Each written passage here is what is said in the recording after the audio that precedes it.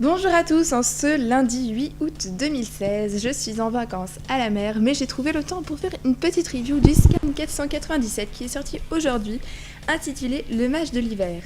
Titre qui fait référence à Invel, le Spriggan qu'on attendait de voir depuis longtemps au combat car il nous intrigue pas mal depuis un moment.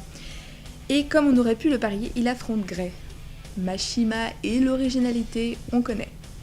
Le scan débute sur la scène de l'extraction de Fairy Heart par Aileen, qui via ses pouvoirs torture Mavis.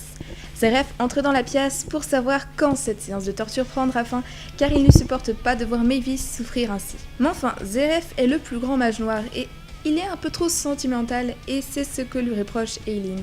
S'il n'arrive pas à mettre ses émotions de côté et à se concentrer sur son véritable objectif, il va droit dans le mur et n'aura aucune chance face à Acnologia. Et nous, ce qu'on veut, c'est un élève badass, car sa double personnalité peut être déconcertante de temps en temps, elle peut nous décevoir. Il prend donc sur lui et quitte la pièce en abandonnant Mavis à son sort. J'ai vraiment adoré ce passage, car Mavis pense toujours voir le bien qui est en lui, mais non, lui, il lui tourne le dos et tente de réaliser son projet en mettant tous ses sentiments de côté. Le plus intéressant dans ce scan concerne Neinhart. Il informe Aileen qu'Erza est toujours vivante et cette dernière lui demande de la tuer, ce qui est plutôt étrange, car si Aileen connaît Erza, je pense qu'elle aurait préféré la voir elle-même, mais apparemment non. Donc est-ce que Erza lui aurait fait quelque chose? À voir par la suite. Et c'est là qu'on se rend compte que la magie de Neinhart ne consiste pas seulement à créer des historias, mais il peut apparemment se battre de lui-même.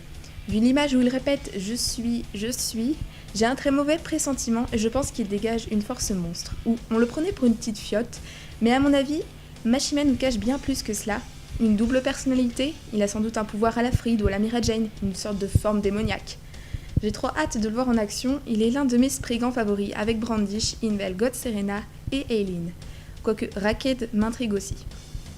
On a été pas mal déçus au niveau de certains Spriggans, comme Bradman, Wallicht ou Jacob, mais d'autres rattrapent vraiment ces derniers, et tant qu'il y a de bons combats pour ceux qui restent, ça n'a pas d'importance que les autres aient été vaincus. Même s'il y a toujours la déception God Serena, mais j'en ai déjà parlé la dernière fois. Donc Neinhart est à suivre de très près. Même si on sait qu'Erza ne mourra pas, vous pensez vraiment qu'elle va mourir comme ça, sans qu'elle rencontre Aileen ? Ne soyons pas naïfs, Erza ne mourra jamais dans Fairy Tail. Ça ne peut pas arriver. C'est la chouchoute de Mashima, et puis bon, c'est parce que c'est Erza. D'ailleurs, possible que Jelal se ramène une deuxième fois pour aider Erza face à Neinhart, mais cette fois avec plus de difficultés. Mais pourquoi Neinhart n'a pas utilisé sa force physique la première fois?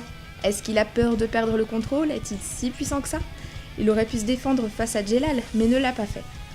J'ai l'impression qu'il a peur de ses pouvoirs et qu'il y a des conséquences, des effets secondaires néfastes suite à cette magie qui le terrifie. Enfin, ce sont des suppositions.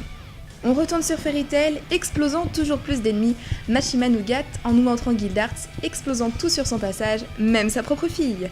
Quel père formidable. On retrouve ensuite Natsu, Lucy, Juvia et Grey face à Invel. Les flammes de Natsu sont gelées instantanément et à l'arrivée du mage de l'hiver, seul Grey reste capable de l'affronter, les autres étant glacés sur place. Et là je vais péter un câble. Oui, je me doutais que Grey serait son adversaire, mais et Juvia? Pourquoi faut-il toujours qu'elle soit mise de côté? Je suis désolée, mais elle a un potentiel énorme, elle a fait partie des 4 éléments de Phantom Lord, elle était mage de rang S, sa magie est intéressante, alors pourquoi est-elle toujours relayée au second plan? J'espérais qu'elle aurait enfin un rôle dans l'arc, mais non comme d'habitude, elle sert juste de meuble. Peut-être vous ne comprendrez pas pourquoi cela représente autant pour moi, mais Juvia est mon personnage préféré, et depuis le début de Fairy Tail. Et le fait qu'elle soit toujours exclue des meilleurs combats, ça m'énerve. Là, elle aurait pu faire un duo avec Grey contre Invel. Je rêve peut-être même un combat à elle toute seule, sans lien avec Grey, avec pourquoi pas un power-up, le petit tsunami des familles, vous le sentez bien?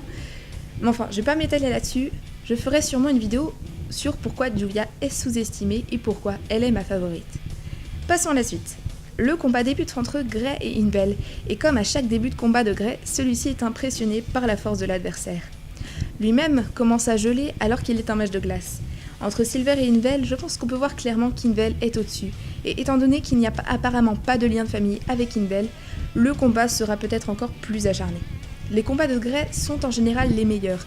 Il ne fonce pas tête baissée comme les autres, la plupart de ses combats sont réfléchis, il nous démontre plus son intelligence que sa force. Par exemple, il y a des tas d'exemples contre Rufus, Silver, Ultia, Sugar Boy, Racer, Doriath. Et c'est ce que j'aime dans les combats de Grey, donc hâte de voir celui-ci. En tout cas, la suite s'annonce épique du côté des Spriggans avec Invel et Nenart. Alors on se retrouve la semaine prochaine pour la review du 498. Salut!